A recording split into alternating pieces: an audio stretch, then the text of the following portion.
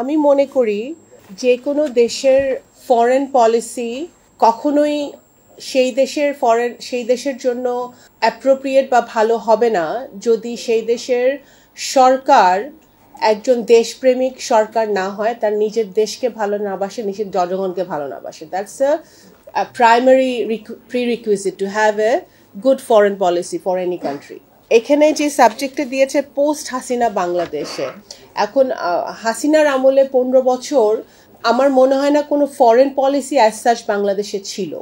যে পলিসিটা ছিল সেটা হচ্ছে যে it's like a economic relationship with certain countries and with one particular country যাতে হাসিনার অনির্দিষ্টকালের জন্য ক্ষমতায় থাকতে পারে এবং বাকিদের সাথে শুধু আনো মাল্টি মিলিয়ন ডলারের ট্রিলিয়ন ডলারের প্রজেক্ট আনো আর আমরা ভাগযোগ করে খাই। That was the policy. there was not a proper foreign policy.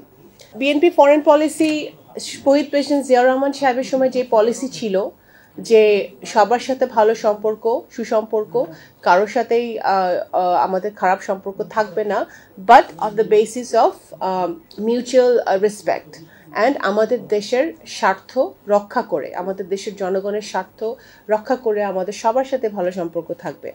সেইটার উপরে বেসিস করেই আমাদের 31 দফায় যেটা আছে সেটা আমি শুধু একটু 1 মিনিটে পড়ছি। National interest, sovereignty and security shall be prioritized in foreign relations. Bilateral and multilateral issues will be resolved based on fairness, justice, and adherence to international norms, rules, and regulations. No terrorist activity shall be tolerated on the soil of Bangladesh, and stern actions shall be taken against terrorism, extremism, and militancy. The misuse of anti-terrorism laws as a political tool to suppress dissent and opposition political parties will be stopped, ensuring that genuine terrorists are identified and punished through proper legal processes and meticulous investigation. So basically, BNP is very clear about foreign policy. এখন যে সমস্যা, এখন যে post হাসিনাতে যে Hasina period যে আমরা আছি, এখানে হুমায়ুন কবির সাহেব খুবই যৌক্তিকভাবে নতুন জেনারেশনের কথা বলেছেন, জেনজির কথা বলেছেন, নিউ জেনারেশন। তারা কি চায় বা আমরা যারা রাজনীতিতে আছি, আমরা যারা দেশকে ভালোবাসি, দেশের জন্য কাজ করতে চাই, আমরা কি চাই? এখন এটা মানতেই হবে, the change in the political environment in Bangladesh, present change, it has profound implications on the geopolitical arena because of the geographical situation of Bangladesh. It's অবশ্যই আমরা এটা ইতিমধ্যে বক্তব্যে আসছে যে Bangladesh it's surrounded by India, আমাদের মিয়ানমারের সাথে বর্ডার আছে, we have a strategic positioning of Bay of Bengal that makes Bangladesh a very lucrative place for everybody.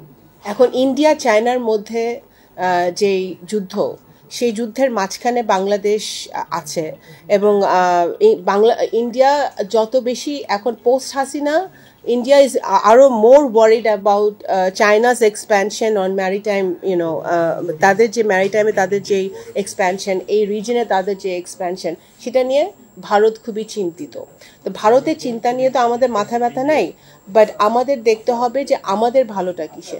আমরা দেখেছি রিসেন্টলি নেপালের যে প্রাইম মিনিস্টার তা চায়নার সাথে একটা নতুন চুক্তি করেছে, ইনফ্রাস্ট্রাকচার নিয়ে ডিল করেছে।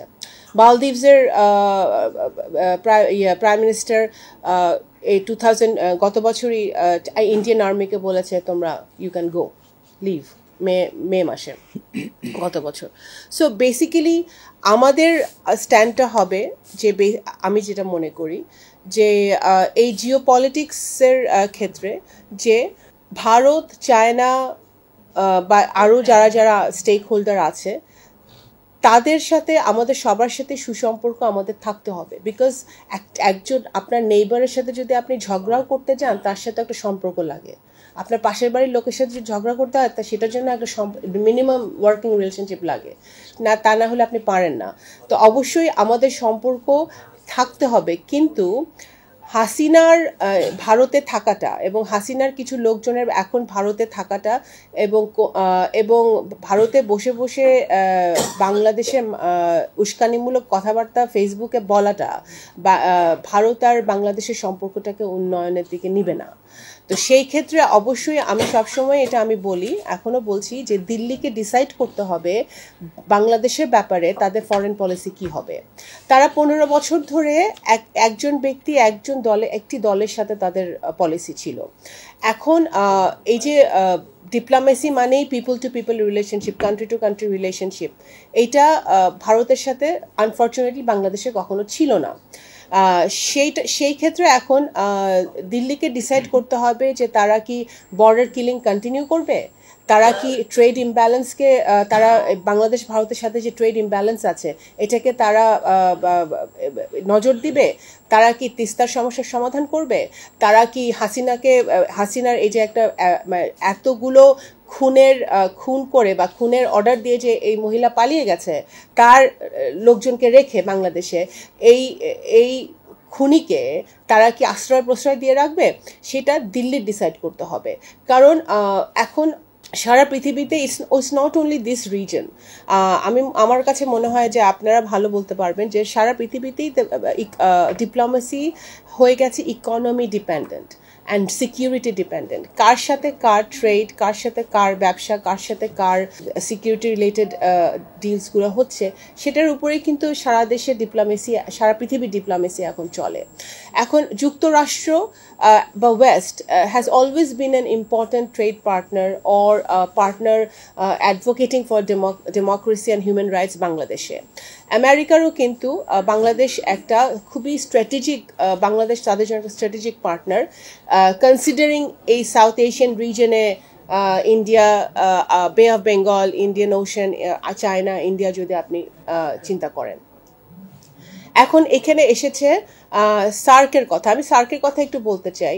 শহীদ president Ziaur Rahman SAARC initiate করেছিলেন, এই সার্কের স্বপ্ন দেখেছিলেন একটা রিজিনাল কানেক্টিভিটির জন্য, এই অঞ্চলটাকে স্ট্রেংথেন করার জন্য। ওই সময় উনি এই ভিশনটা দেখেছিলেন।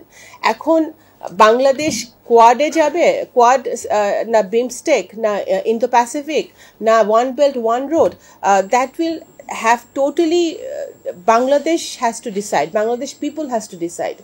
এখন যেটা আমার মনে হয় যে আমাদের এমন একটা স্ট্র্যাটেজিক ফরেন পলিসি হওয়া উচিত যেটা বাংলাদেশের জন্য, বাংলাদেশের মানুষের জন্য উপকারে আসবে। আমাদের সমস্যা কি যে বাংলাদেশে যখনই সরকার পরিবর্তন হয়েছে আমাদের ফরেন পলিসিও পরিবর্তন হয়েছে। এক এক সরকারের সময় আমরা হাসিনার সময় দেখলাম যে ওরা একেবারেই ইন্ডিয়া ডিপেন্ডেন্ট। আচ্ছা, এখন কিন্তু অন্যান্য দেশে কি হয় যে আমরা সরকার যেই আসুক নিজের দেশের স্বার্থ রক্ষা করে কিন্তু তারা অন্য দেশের সাথে ফরেন পলিসিটা করে, অন্য দেশের সাথে ট্রেড করে, অন্য দেশের সাথে ডিল করে, অন্য দেশের সাথে কথা বলে। তো সেই জায়গাটায় বাংলাদেশকে আসতে হবে। আমরা মনে করি যে বিএনপি, আমি যেটা বললাম যে বিএনপি যদি আগামী দিনে সুষ্ঠু ভোটের মাধ্যমে সরকার গঠন করে, BNP foreign policy would be very clear, we will have a free market economy.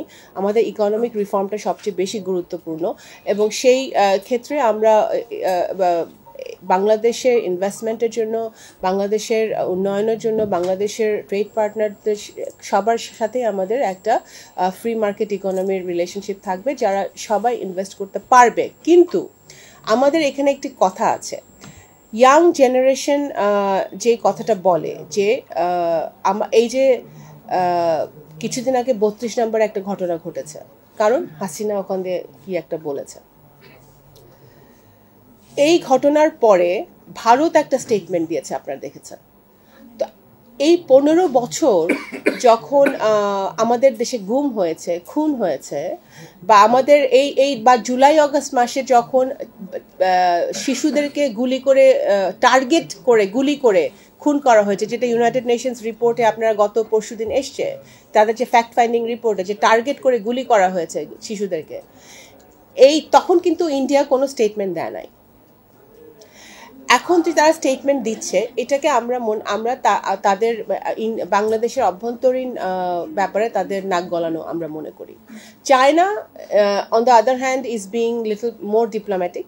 তারা তাদের একটা লোকাল মিডিয়াতে তারা বলেছে যে তারা সোশ্যাল স্টেবিলিটি আরও তাড়াতাড়ি ফিরে আসুক বাংলাদেশে, সেটা তারা চায় এবং তারা সব দেশের সব পলিটিক্যাল পার্টির সাথে তারা যোগাযোগ করছে, উইচ ইজ চায়নাজ, এটা নর্মালি তারা করে থাকে।